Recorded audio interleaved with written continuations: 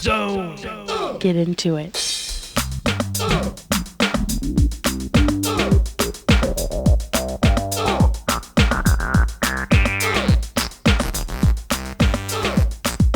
Zone. Get into it. Zone. Get into it. Hi, and welcome to The Zone. I'm your host, Michele Washington, and we got a great show for you tonight. First, we check out 16-year-old twins Allison and Alyssa Toomey as they show us their stuff in ice hockey.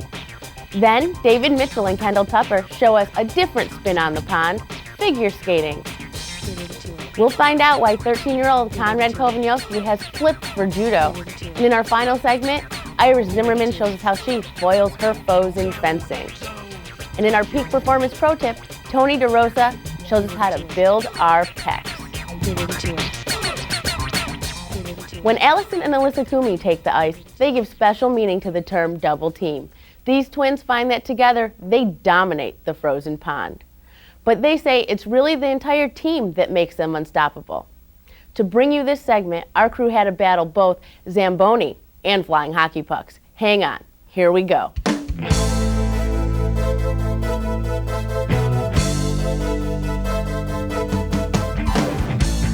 Hi, I'm Alyssa Toomey. I'm Allison Toomey. We're 16 years old and we've been playing hockey for 10 years. I like girls hockey better than boys because it's a lot cleaner and more exciting game to watch. There's no checking, so if you check someone, you automatically get a penalty on it, and that's about the only thing that's different from women's and men's hockey. There are a lot of puck hogs on the boys' team.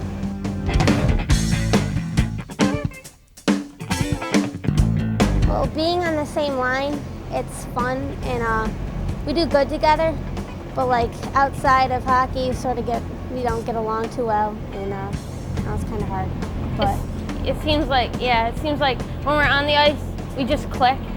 With other team members, we do a lot better. When in boys hockey, we didn't seem like we belonged, but as we started playing girls hockey, it was like more of a team sport. Everyone was out for the team and not for themselves. And a team, you feel more like, it's like a family. It's like whatever you do for the team. And if you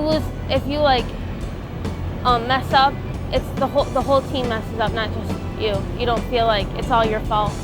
And like when you win games, it's a lot more funner. Like you go out afterwards and you have good times and stuff. And you do things like outside of games and just like come together as a team.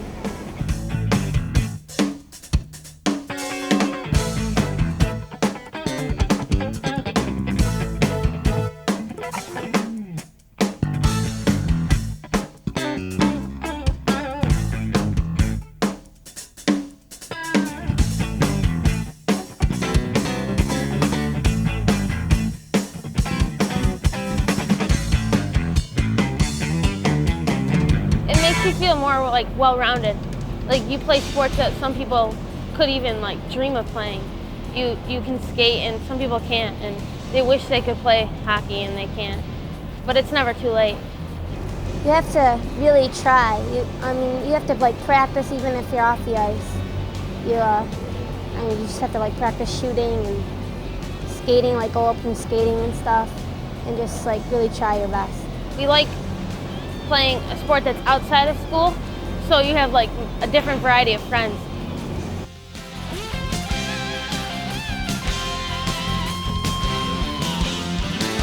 Well, it's just like saying boys can't figure skate. It's like do what you can do and prove everyone wrong. Prove how good you are to show everyone that you deserve to play that sport. If you can play it and you can show them that you're good at the sport and you should be allowed to play it. And don't let anyone tell you otherwise.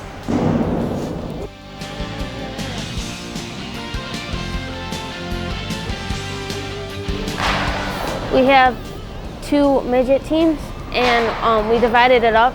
So one's a travel team mostly, and the other team's like stays around the Syracuse area. And the midget 2 team, which just stays around here, they consist of like younger players, while the midget 1 team consists of like older players that I've been playing for like many years, really. You can only be 18 to be on this team. You can like be in your first year of college and still play on this team.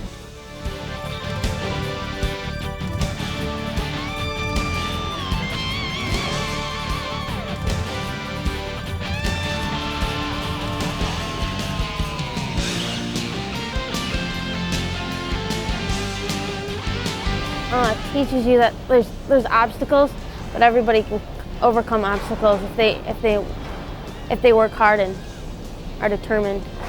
As a team, you have to be able to pass and work together. You can't just like go out for yourself and want to be the only one that scores the winning goal or make the winning pass. It doesn't matter how many points you have or how many penalty minutes you have. It's just the team as a whole, how you do together.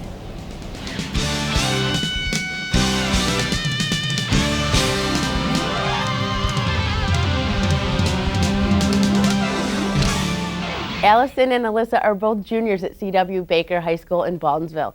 This year, they again hope to bring another title to Central New York. Keep those blades sharp, girls, and good luck. Now, David Mitchell and Kendall Tupper are also on the skate's cutting edge, but this duo spends their time in a different way on the rink in the fine art of figure skating. Together for 2 years now, the David-Kendall tandem shows no signs of slowing down. Hi, I'm Kendall Tupper. I'm 11 years old and I've been skating for 5 years.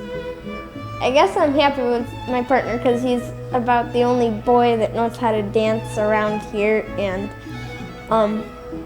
it's been happy, and we sometimes get in fights that take a long time. But besides that, it's pretty good. Hi, I'm David Mitchell. I'm 14 years old and I've been skating for 5 years. Kendall is very active. She doesn't like to stand still. She likes to work things out while she's moving. I guess she's like a sister, I guess. We fight a lot, but we work things out pretty well, and everything seems to work out okay.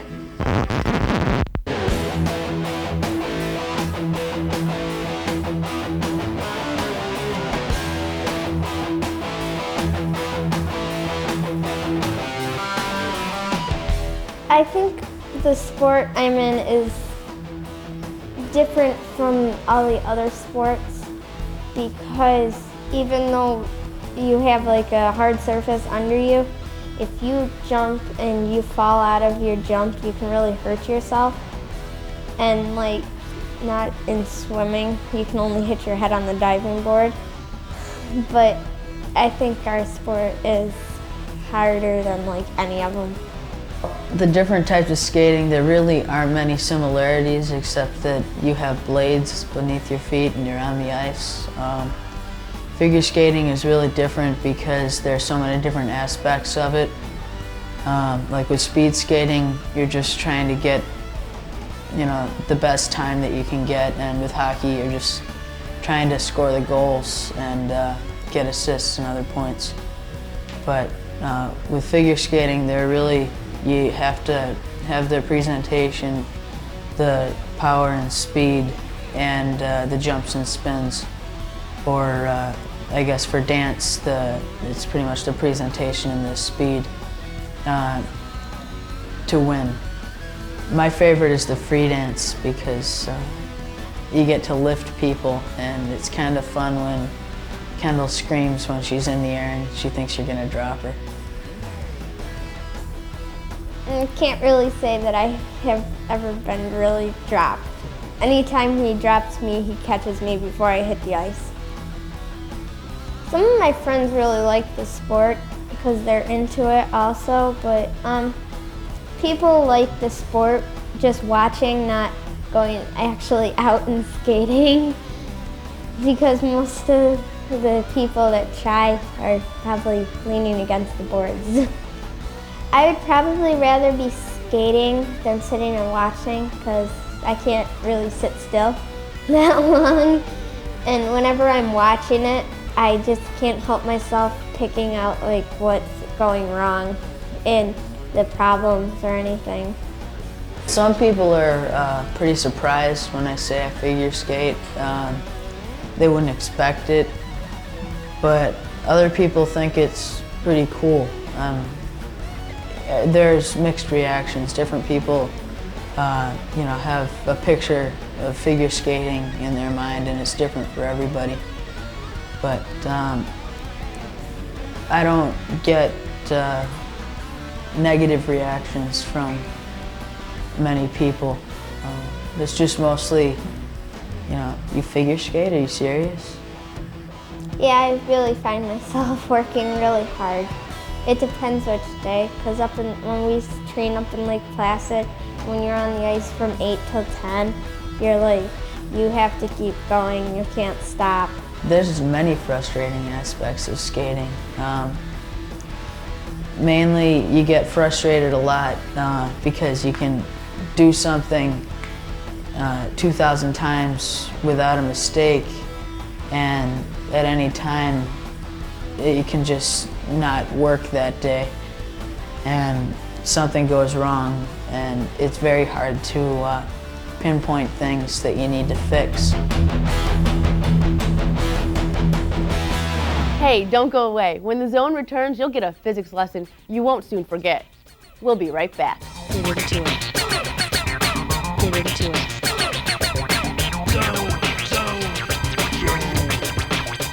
This is your butt. There are many things you can do with your butt. Your butt can make you a winner. You can use your butt to celebrate.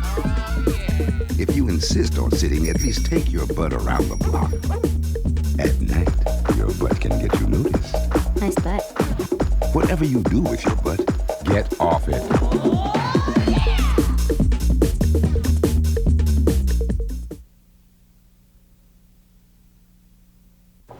What are you gonna take? Algebra. Algebra. Algebra. Algebra.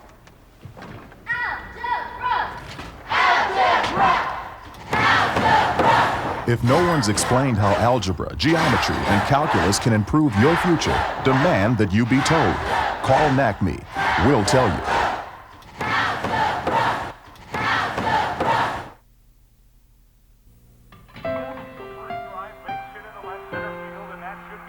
You studied, took driver's ed, you bugged your parents to let you practice driving, the driveway, the parking lot, then whoa, the street. And you're gonna throw it all away over drinking?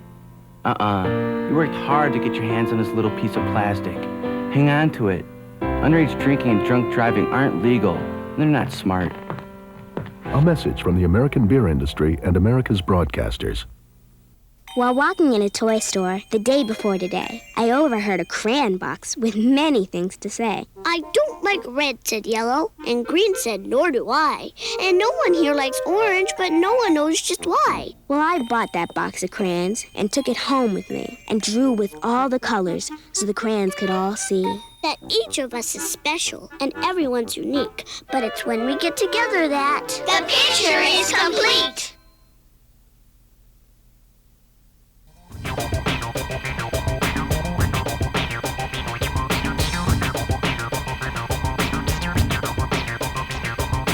Get into it. Get into it. Welcome back. Judo is a unique sport in that it requires muscle development, flexibility, and endurance all at the same time. In fact, training consists of a variety of power and balance exercises, gymnastics, and of course, judo techniques. Conrad Korbaniowski trains at the Olympic Judo Academy in Fayetteville. Stand back, Conrad can move mountains. Hi, my name is Conrad and I'm 13 years old and I've been training judo for 2.5 years.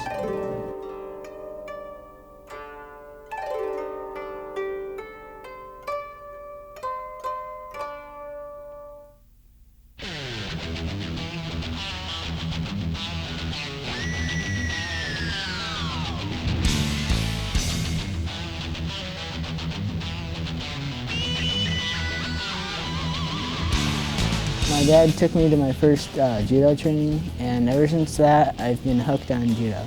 The basic idea of judo is if your opponent pushes, you pull, and if he pulls, you push, and therefore you throw him.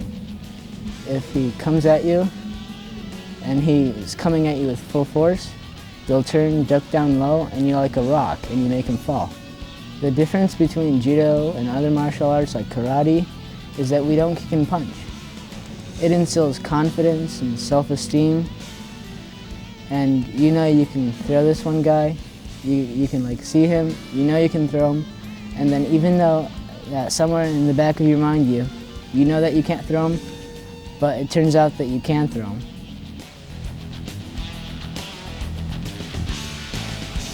The most difficult thing about judo is learning your balance and your coordination and the names of the techniques. Judoka, yeah, that means like one who trains judo, and there's Soyanagi, which is a throw. There's Ipponsei Naga, and that's another throw, and then there's Ochigari, and Uchimata, Tomonaga, and the list just goes on and on.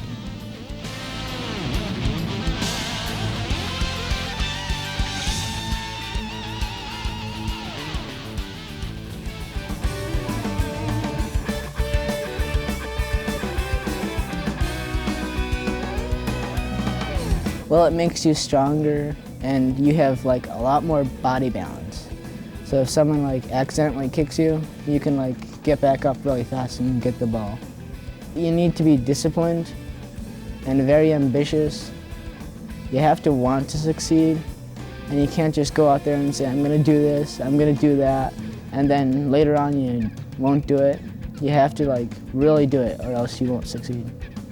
Oh, before in school, I was like not doing much, you know, just like staying inside, not being too active. And after I trained judo, I got really active and really involved in like all the other sports. I learned to swim really quickly, and I learned to skate. I boosted my grades a lot. Judo is different from other sports because it pushes me to my limits, and it's really hard, and that's what I really like about it. It's purely all self-defense. And if you were to throw someone, they would have to attack you.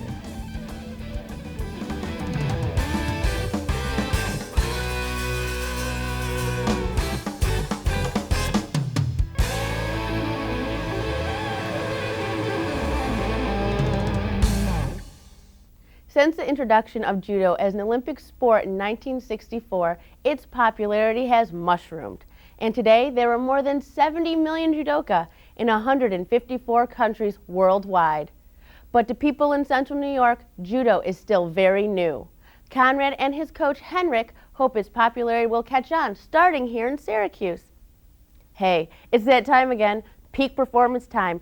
Tonight in our Peak Performance Pro Tip, we focus on chest muscles. Here again is Tony DeRosa with some pointers for developing your pecs.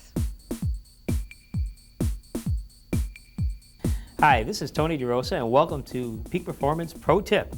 Today's show, we're going to show you some more strength training routines. So far, we've been progressing you, and we've been showing you how to work your legs and work your arms. We even took you outside and showed you some speed training work. Today's show, we're going to focus on large muscle groups, the muscles of the chest and the upper back. And we're going to show you as an athlete the routines you can use to help ensure a proper balance. What we're going to do is make sure that, first of all, whenever you bench, you always want to make sure that you have a spotter working with you, because a spotter is important. If you get caught with the bar down, you need to have somehow lifting it back up again.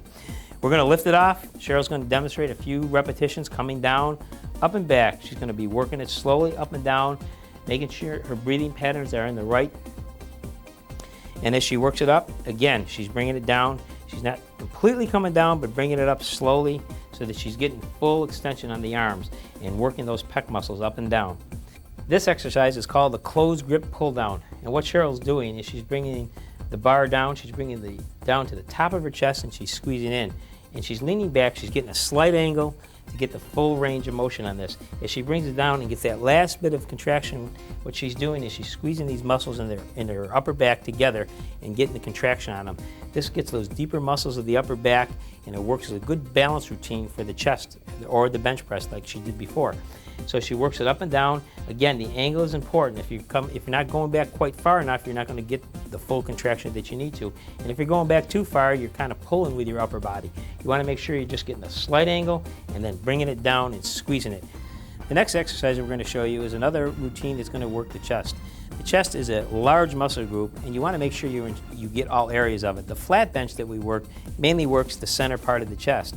Now we want to work the upper part. This is an area that athletes need as far as upper body strength and throwing and so forth. So we're going to work an area that works the upper part of the pec muscles, and this is done on the incline bench. As you can see, Cheryl's in the seat here, and she's going to be lifting the bar off, and she's going to bringing it down right into the top of her chest muscle, right up in here, and she's going to try to get it down. So you don't want to get the bar too forward on this one. You want to make sure you control it, and again, always use a spotter as you do it. We're going to lift the bar off. Again, she's going to bring it down just off the top of her chest and back up again. She does these. She's working the upper part, and she's working some of the shoulder muscle, again, using assisting muscle groups, bringing these up and down. This is going to give you a good balance. Okay, it's not good to just work one area of any muscle group, but it's good to work all areas of it. The last exercise I'm going to show you today for the chest is called the cable crossover, and it's done on the cable crossover machine. What you see here is a machine that has 2 weight stacks on each side, and what Cheryl's going to demonstrate is how to work the exercise through. This exercise works a lot of the arm muscle through here, and it's a shaping exercise that works all the way down, and a great shaping exercise for the inner part of the pecs. What she's going to do is stand, she's going to bring them down, and she's going to cross them in front of her. This is where you get the contraction on this particular exercise. She's going to bring them back up slowly. You want to make sure you work this exercise slow and controlled, because you don't want to get these weights that are going to wing your arms back up and possibly cause an injury. But again, you want to control it as you work the exercise up and down.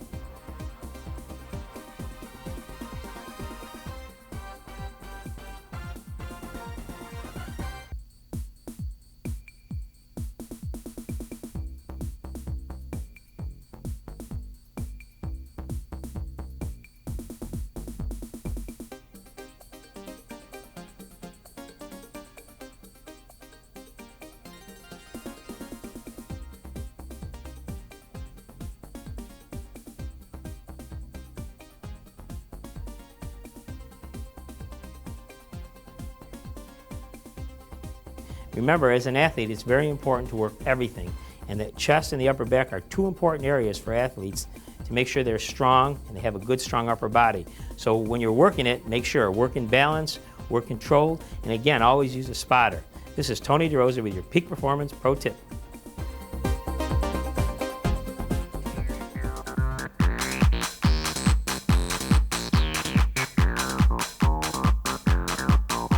If iceberg lettuce is the only type of greens you eat, you are selecting a weakling in the family of nutritional champions. Any other leafy green vegetable like spinach or green leaf lettuce is not only better, but an excellent source of many vitamins and minerals. As a general rule, the darker green a leaf vegetable is, the more nutrients it contains, and many of them taste very different. Try a mixture of different raw greens in salads or on sandwiches. Remember, variety is the spice of life. At the age of 16, Ira Zimmerman has found her niche in an uncommon sport. This year, she became only the 2nd American ever to win the Junior World Cup Championship in fencing. She trains in Rochester and attends the School for the Arts. We interrupted her practice so we could find out more about this international phenomenon. Hi, I'm Ira Zimmerman. I'm 16 years old. I've been fencing for 10 years, and I'm from Rochester, New York. I like fencing because you have to think on your feet. It's like a chess game, only faster. And I like the fact that it's just you and your opponent out there. There's no team that you have to depend on. You only have to depend on yourself. It takes a lot of time and a lot of work to do well in this sport. It's a lot of, you have to go to a lot of competition. It's a lot of experience. Because you have to work on your mental game as well as your physical game. You can be anyone, pretty much, from all walks of life to do this sport. It's really important to stay on your feet and keep moving, and you have to keep moving and try to trick your opponent while you're moving. You have to make your game complete. You have to have the meet the physical demands, you have to meet the mental demands, and you have to be fast, you have to be able to change your game. Pretty much you have to be smart and pretty physically strong.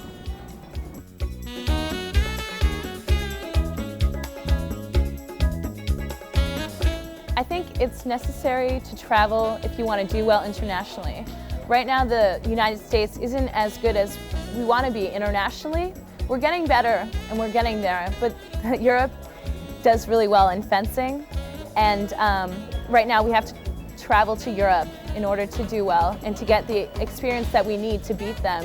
So I travel a lot, and travel is very important to fencing. I've traveled many, many places. I think my personality has shaped my fencing. I'm very aggressive, not very shy.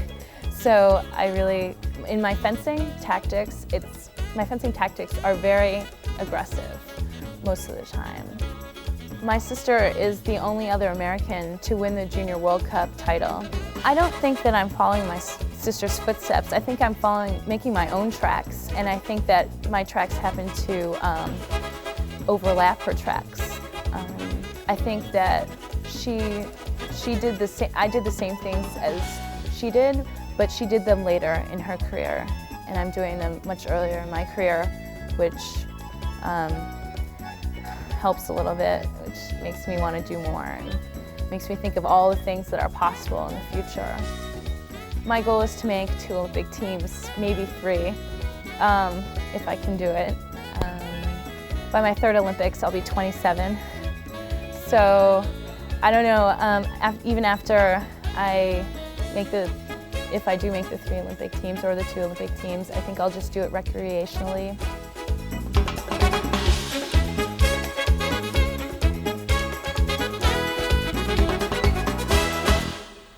Hey, if you have an idea for a segment or have a sport you'd like to see on The Zone, write us and let us know. Here's the address. The Zone, care of Time Warner Cable, 6154 Thompson Road, Syracuse, New York, 13206. Remember to enclose the usual stuff so we can get back to you. Oh yeah, you can email us too at syracuse.cable13@twcable.com. I hope you enjoyed the show, and remember, hard work is the only path to success. Hope to see you again soon on The Zone, and until next time, get into it. Get into it. Get into it. Get into it.